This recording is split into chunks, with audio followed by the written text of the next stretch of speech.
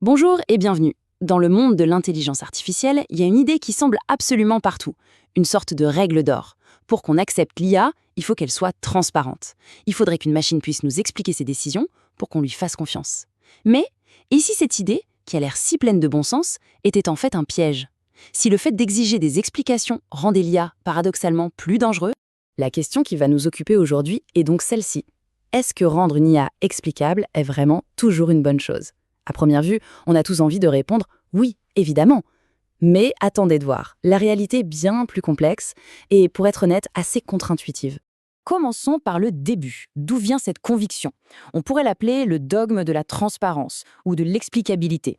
C'est une idée qui est tellement répandue qu'elle est devenue une sorte de vérité qu'on ne questionne même plus dans le monde de la tech.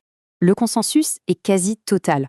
On l'entend partout. Pour que l'intelligence artificielle soit acceptée par la société, pour qu'on puisse lui faire confiance, il est indispensable qu'elle explique comment elle arrive à ses conclusions. Ça paraît tout à fait logique, non?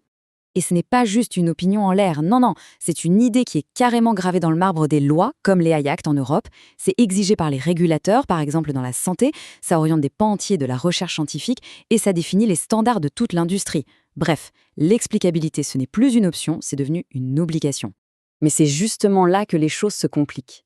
On va maintenant entrer dans ce que certains chercheurs appellent le paradoxe de la transparence. Et c'est vraiment au cœur de ce paradoxe que se cache tout l'enjeu. Pour bien comprendre de quoi on parle, il faut s'arrêter sur une étude très intéressante. Des chercheurs ont mis de futurs médecins face à une IA médicale. L'idée, c'était tout simplement de mesurer, en conditions réelles, quel est l'impact des explications de l'IA sur la décision du professionnel de santé.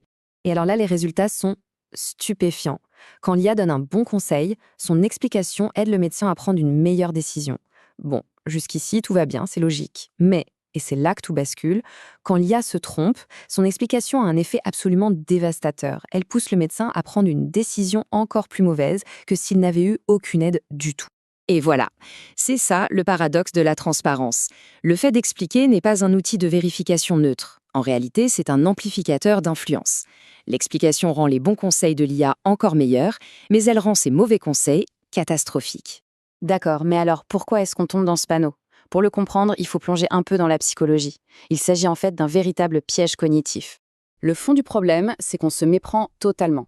On pense que l'explication est là pour nous aider à juger la machine. Mais en réalité, c'est la machine qui se sert de son explication pour nous persuader. Les IA génératives sont des maîtres en rhétorique. Elles sont conçues pour être convaincantes, qu'elles disent la vérité ou non. Notre cerveau est d'une certaine manière programmé pour ça. Il voit un raisonnement qui a l'air fluide, qui utilise du jargon technique, qui est bien structuré, et hop, il interprète ça comme un signal de fiabilité. On a tendance à faire confiance à la forme, indépendamment du fond. Et le mécanisme est encore plus pervers. On pourrait croire qu'une IA qui dit « je suis sûr à 70% pour A et à 30% pour B », ça nous mettrait en alerte. Eh bien, l'étude montre l'inverse. L'explication qui accompagne ces pourcentages transforme ce qui devrait être un doute en une analyse qui a l'air nuancée et donc rassurante. Le signal d'alerte est neutralisé. Quelles sont les conséquences de tout ça dans la vie réelle, surtout dans des secteurs à haut risque comme la médecine? Eh bien, on assiste à la naissance d'une toute nouvelle forme d'autorité, l'autorité algorithmique. Il faut vraiment abandonner cette idée que l'IA serait une sorte de remède magique à nos propres biais cognitifs. Elle ne fait pas disparaître le biais de confirmation ou l'effet d'ancrage. C'est bien plus subtil. Elle les pirate. Elle les réoriente pour servir sa propre conclusion, créant une nouvelle force de persuasion à laquelle il est très très difficile de résister.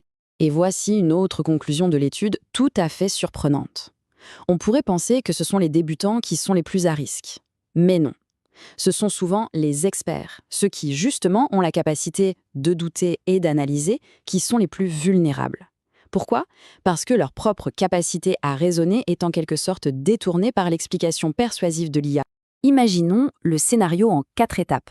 D'abord, le professionnel a sa propre idée, basée sur son expérience. Ensuite, l'IA arrive avec une explication très bien tournée, mais fausse. Troisième étape, cette explication neutralise le doute critique du professionnel. Et enfin, dernière étape, le jugement initial, qui était le bon, est tout simplement abandonné, écrasé par l'autorité de la machine. Alors, qu'est-ce qu'on fait? Est-ce qu'il faut tout jeter? Bien sûr que non. Mais il faut repenser de fond en comble notre approche de l'explicabilité.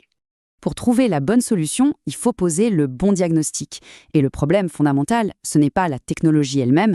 Le véritable enjeu, il est là. C'est l'interface. C'est la façon dont cette nouvelle forme d'intelligence vient s'intégrer dans nos propres processus de décision, dans notre propre cognition.